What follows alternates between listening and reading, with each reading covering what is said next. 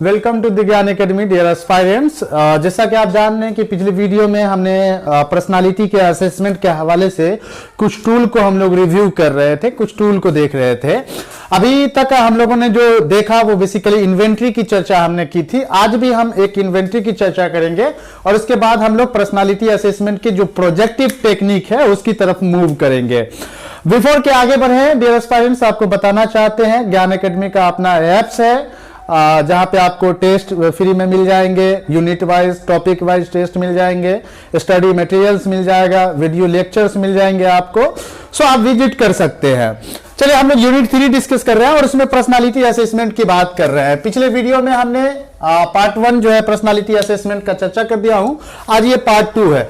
देखिए आज जो हम लोग सबसे पहले चर्चा करेंगे उसमें से MMPI है। एक बार इसका फुल फॉर्म ही यूजीसी नेट में पूछ दिया था।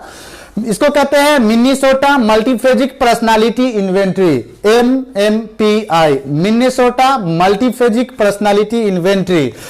बेसिकली इस MMPI को जो डेवलप किया गया था वो हाथवे और मकिले के जरिए से 1940 में डेवलप किया गया था। बेसिकली पर्सनालिटी असेसमेंट इन्वेंट्री है आपका MMPI, जिसको हाथवे और मकिले ने 1940 में डेवलप किया था। इस जो टूल है आपका MMPI, इसमें टोटल 550 आइटम है, 550 आइटम्स है इसमें, जिसकी जो स्ट्रक्चर्स है वो यूं है कि इसको यस, नो या कांट से, इसके 3 ऑप्शन है हर एक आइटम के। आपको इसी में से किसी एक को चूज करना है, यस, नो एंड कांट से। ये 3 ऑप्शन होते हैं MMPI में। टोटल 550 आइटम, हर आइटम के 3 option yes, no and can't say. दूसरी बात है कि ये जो MMPI है इसके 2 फॉर्म्स होते हैं, एक इंडिविजुअल फॉर्म्स भी है और दूसरा ग्रुप कार्ड फॉर्म्स भी है।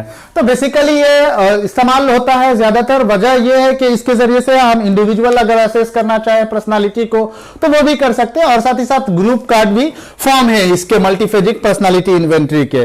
दूसरी चीज ये है कि ये जो MMPI है वो बेसिकली हमारी पैथोलॉजिकल ट्रेट्स जो होती है पर्सनालिटी के, जैसे इंट्रोवर्सन, एक्सट्रावर्सन, इन सब चीजों को मेजर करने का काम करती है। तो बेसिकली जो हमारा पैथोलॉजिकल ट्रेट्स है, जैसे में ओपननेस टू न्यू एक्सपीरियंस, जब कोई नए एक्सपीरियंस होते हैं आपके सामने, कोई नई तजुर्बा होता है आपके सामने, उस वक्त आप कैसे बिहेव करते हैं, कितने सहज महसूस करते हैं अपने आप को, कितने कंफर्टेबल महसूस करते हैं, उसके ऊपर ये आइटम है। इसके अलावा इसमें कॉन्साइंसियस पे भी बात की गई है, इसके अलावा एक्स्ट्रावर्सन्स पे बात की जाती है, इसके हवाले से भी आइटम्स है।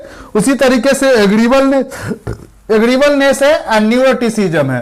तो ये कुछ डायमेंशन है पैथोलॉजिकल ट्रेट्स के, जिसके बेसिस पे ये आपका MMPI है, Minnesota multiphasic personality inventory.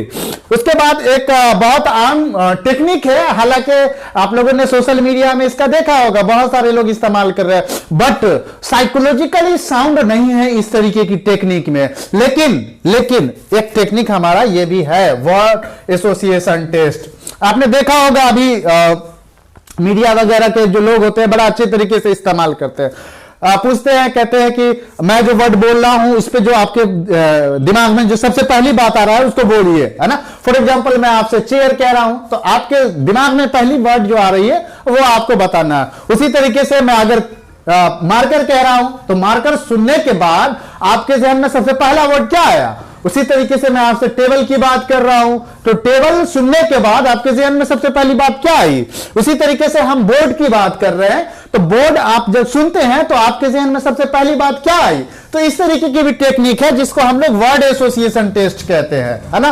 Pre decided stimulus जो है कि प्रेजेंट किए जाते हैं सब्जेक्ट के पास में, और सब्जेक्ट से ये सब्जेक्ट को इस बात की जरूरत होती है कि वो उस स्टिमुलाई को, प्री डिसाइडेड स्टिमुलाई को सुन करके उसके दिमाग में जो पहली वर्ड आती है उसको उन्हें बताना है ना। फिर बाद में उसको एनालिसिस किया जाता है और उसकी एनालिसिस के बेसिस पे हमारी पर्सनालिटी को असेस किया जाता है। और आपको बताएं कि ये वर्ड एसोसिएशन टेस्ट सिर्फ आमतौर पे इधर उधर इस्तेमाल नहीं होता, बल्कि कार्ल जुंग्स ने भी एक स्टडी की थी और कार्ल जुंग्स ने ही इसको डेवलप किया था। बेसिकली वो एक स्टडी कर रहे थे इमोशनल कॉन्फ्लिक्ट, है ना, इमोशनल कॉन्फ्लिक्ट के ऊपर वो एक स्टडी कर रहे थे। इसी स्टडी के अंदर जो उनको डेटा जमा करना था, उस डेटा के लिए उन्होंने जो टेक्निक इस्तेमाल की थी वो वर्ड एसोसिएशन टेस्ट का ही इस्तेमाल किया था, है ना। तो वर्ड एसोसिएशन टेस्ट में क्या होता है, एक वर्ड बोली जाती है, उस वर्ड को सुनने के बाद आपके दिमाग में जो सबसे पहला वर्ड आता है वो आपको बताना होता है। कार्ल जुंग्स ने इस टेक्निक को डेवलप किया था और कार्ल जुंग्स ने इमोशनल कॉन्फ्लिक्ट में इसका इस्तेमाल भी किया था। नेक्स्ट की तरफ हम चलते हैं। हमारे पास नेक्स्ट है आइसेंक पर्सनालिटी क्वेश्चनायर, है ना। आइसेंक का आप जानते हैं कि आइसेंक ने पर्सनालिटी का एक मॉडल दिया था जिसको हम लोग PEN मॉडल कहते हैं, है ना। P for psychoticism, E for extraversion and N for neuroticism. तो बेसिकली इन्होंने आइसेंक ने क्या किया था कि एक पर्सनालिटी का मॉडल दिया था जिसको हम PEN मॉडल कहते हैं, साइकोटिसिज्म, एक्सट्रावर्सन एंड न्यूरोटिसिज्म। इसी मॉडल पर बेस्ड आइसेंक ने पर्सनालिटी क्वेश्चनायर बनाया, जिसके बेसिस पे हम या जिसके जरिए से या जिसके द्वारा हम पर्सनालिटी का असेसमेंट करते हैं, व्यक्तित्व का मूल्यांकन करते हैं बेसिकली, है ना। तो हम लोग बात की है कि आइसेंक पर्सनालिटी क्वेश्चनायर जो है, आइसेंक की जो पर्सनालिटी का मॉडल था PEN मॉडल, उस पर बेस्ड है। तो PEN यानी कि साइकोटिसिज्म, एक्सट्रावर्सन एंड न्यूरोटिसिज्म, यही 3 डायमेंशन है इस टूल के, आइसेंक का पर्सनालिटी क्वेश्चनायर के यही 3 डायमेंशन है PEN, यानी कि साइकोटिसिज्म, एक्सट्रावर्सन एंड न्यूरोटिसिज्म। यही पर्सनालिटी का मॉडल था। इसी मॉडल की बुनियाद पे आइसेंक ने इस पर्सनालिटी क्वेश्चनायर को बनाया था। इस पर्सनालिटी क्वेश्चनायर में 48 आइटम है, 48 आइटम है, 12 आइटम तीनों डायमेंशन से 12 आइटम है, और 12 आइटम्स जो है वो लाई स्केल है ना। तो 12 जो है कि तीनों डायमेंशन से क्वेश्चन आइटम्स लिए गए और 12 जो है कि वो लाई स्केल है। तो इस तरीके से टोटल जो है इनमें 48 आइटम्स इस क्वेश्चन आयर में हो जाता है। दूसरी बात यह है कि ये जो क्वेश्चन आयर है आइसेंक का पर्सनालिटी क्वेश्चन आयर, इसको हम लोग सेल्फ रिपोर्ट इन्वेंट्री भी कहते हैं, इसको हम लोग सेल्फ रिपोर्ट इन्वेंट्री भी कहते हैं, इसको भी याद रखिएगा। और जितने भी आइटम है, हमने जो बताया कि 48 आइटम है, उस 48 आइटम का जो रिस्पॉन्सेज है वो यस और नो में है, यानी कि डाइकोटोमी नेचर्स के है, बाइनरी नेचर्स के रिस्पॉन्सेज आते हैं यस और नो में। इसके बाद जो अहम टेक्निक है हमारा पर्सनालिटी में खुसूसन इस्तेमाल बहुत ज्यादा हो रहा है, उसमें प्रोजेक्टिव टेक्निक नाम है, प्रोजेक्टिव टेक्निक, प्रोजेक्ट करने के। तो बेसिकली इसमें क्या होगा कि कुछ फिगर होगी, कुछ तस्वीर होगा, कुछ इंक ब्लॉट होगा, और उसको देख करके आपको प्रोजेक्ट करना है, आपको अपने जो ख्याल हैं, जो आपको आइडियाज आ रहे हैं, उसको व्यक्त करना है बेसिकली प्रोजेक्टिव टेक्निक में, है ना। तो एक तो रोसा का इंक ब्लॉक टेस्ट आता है, आप बचपन से पढ़ते आए होंगे रोसा का इंक ब्लॉक टेस्ट, है ना। तो रोसा का जो इंक ब्लॉक टेस्ट है, इसको हरमन रोसा ने डेवलप किया है इंक ब्लॉक टेस्ट को, और इसमें जो बेसिकली कार्ड होते हैं वो 10 कार्ड होते हैं, इसमें टोटल 10 कार्ड होते हैं इसमें, है ना, जिस पर इंक ब्लॉट होता है, इंक का ब्लॉट बना होता है, धब्बा बना होता है, नाम है इंक ब्लॉट, यानी कि कार्ड पे इंक का ब्लॉट बना होता है, धब्बा बना होता है। उसी धब्बे को देख करके आपको अपने ख्यालात का इजहार करना है, अपने विचारों को प्रस्तुत करना है, अपनी आइडियाज को शेयर करना है। इसमें से जो ये 10 कार्ड है, इसमें से 10 जो होते हैं उसमें से 5 जो है वो ब्लैक एंड व्हाइट है, 5 जो है वो ब्लैक एंड व्हाइट है, और 5 जो होते हैं वो मल्टी कलर्ड में होते हैं। ये भी सवाल बार बार यूजीसी नेट में 2-3 बार पूछा गया कि जो रोसा का इंक ब्लॉक टेस्ट है उसमें कितने ब्लैक एंड व्हाइट और कितने कलर्ड होते हैं। तो याद रखिएगा 5 ब्लैक एंड व्हाइट होते हैं और 5 जो है वो कलर्ड में होते हैं। नेक्स्ट हम चलते हैं। तो हमारे साथ नेक्स्ट जो प्रोजेक्टिव टेक्निक है वो TAT है, थेमेटिक एप्रिसेप्शन टेस्ट। इसको हम लोग कंस्ट्रक्शन टेस्ट भी कहते हैं, और इसका क्या कारण है ये हम बात करेंगे आपसे कि इसको कंस्ट्रक्शन टेस्ट क्यों कहते हैं। चूंकि आप जानते होंगे TAT में, थेमेटिक एप्रिसेप्शन टेस्ट में स्टोरी कंस्ट्रक्ट करना होता है, इसलिए इसको कंस्ट्रक्शन टेस्ट भी कहते हैं हम, है ना।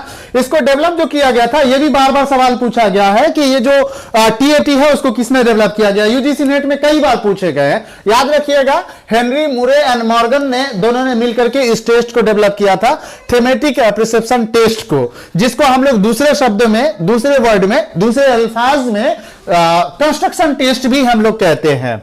इसमें क्या होता है, टीएटी में क्या होता है, आपको बखूबी याद होगा, आपको कार्ड दिया जाता है, उस कार्ड में कुछ पिक्चर रहता है, आपको याद होगा, मुझे तो अच्छी तरीके से याद है, वो कार्ड रहता है, उस कार्ड पे कुछ पिक्चर दिखे रहते हैं, उस पिक्चर को देख करके आपको स्टोरी को कंस्ट्रक्ट करना है, आपको कहानी बनानी होती है ना।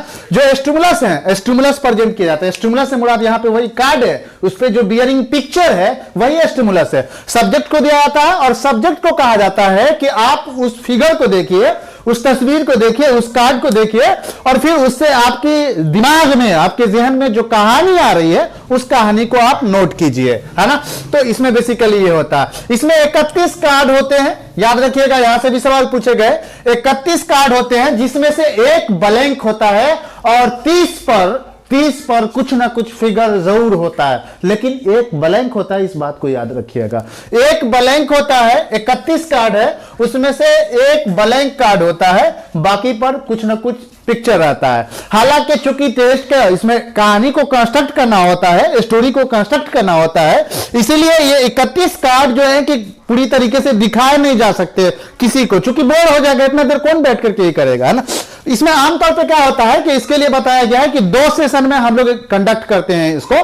पहले सेशन में 10 कार्ड हम देते हैं जिस पर कुछ पिक्चर्स रहते हैं और उससे स्टोरी कंस्ट्रक्ट करना रहता है। फिर कुछ देर के बाद दूसरा सेशन हम कंडक्ट करते हैं, उसमें 9 कार्ड देते हैं और 9 के बाद एक ब्लैंक कार्ड भी देते हैं। ब्लैंक कार्ड में क्या करना रहता है, ब्लैंक कार्ड में क्या करना रहता है जो सब्जेक्ट है उसको, कि आपको अपने दिमाग से कोई कहानी कंस्ट्रक्ट करनी है, कुछ भी इमेजिन कर लेना है उस पे, कि फॉर एग्जांपल कि उस कार्ड पे एक खाट पे माँ लेटी है और एक बच्चा जो है कि पास में बैठ के रो रहा है, या ऐसा आप कंस्ट्रक्ट कर सकते हैं। फॉर एग्जांपल आप देख रहे हैं कि बहुत सारी ऐसी बातें हो सकती है। तो इसमें क्या होगा कि एक ब्लैंक कार्ड और 19 कार्ड जो है कि जिस पर पिक्चर रहता है वो प्रेजेंट किया जाता है, 2 सेशन में लिया जाता है। चलिए नेक्स्ट हमारे पास सेंटेंस कंप्लीशन टेस्ट है। सेंटेंस कंप्लीशन टेस्ट है, इसका भी इस्तेमाल हम लोग करते हैं। इस टेक्निक को जो डेवलप किया था वो रॉड एंड हिदरेट ने इसको डेवलप किया था 1940 में, है ना। इसमें हम लोग को क्या कहते हैं, जैसे कुछ एग्जांपल आपको दिया हुआ है, जैसे यहां पे क्या होता है कि हाफ स्टिमुलस जो है वो इंडिविजुअल को प्रेजेंट किया जाता है, हाफ स्टिमुलस। और फिल इन द ब्लैंक्स वाला क्वेश्चन आपने देखा होगा ना, स्थानों की रिक्त पूर्ति करने वाली, ठीक उसी तरीके से ये होता। फिल इन द ब्लैंक्स आपको मिलेगा, उस फिल इन द ब्लैंक्स में आपको अपने जो ख्यालात हैं, आपके जो आइडियाज हैं, जो विचार हैं, उसको प्रेजेंट करना था। जैसे यहाँ पे कुछ एग्जांपल देखिए, मैंने लिखा है आई ऑफन थिंक दैट, अब यहाँ पे कुछ भी हम लिख सकते हैं, कुछ भी, I often think that I am not able to go, या कुछ भी जो भी आपको आ रहा है जहन में वो इसमें भर देना है आपको। फिर उसी तरीके से I wish that, for example I wish that I was बादशाह, है ना। ऐसा कुछ भी हमारे जहन में अगर आ रहा है तो वो हम उसको नोट कर देंगे, उसमें डाल देंगे। उसी तरीके से वेरी ऑफन माय पेरेंट्स है, हमारे पेरेंट्स जो है कि वेरी करते हैं, तो उसमें जो है कि आपको जो समझ में आता है वो आपको इसमें फिल कर देना है। तो बेसिकली सेंटेंस कंप्लीशन टेस्ट में क्या होगा, fill in the blanks type का आइटम होगा। आधे जो स्टिमुलस होंगे वो प्रेजेंट किए गए होंगे और आधा जो जगह होगा उसमें आपको फिल करना रहता है। तो एक हमने टीएटी का चर्चा किया और फिर सेंटेंस कंप्लीशन का चर्चा किया।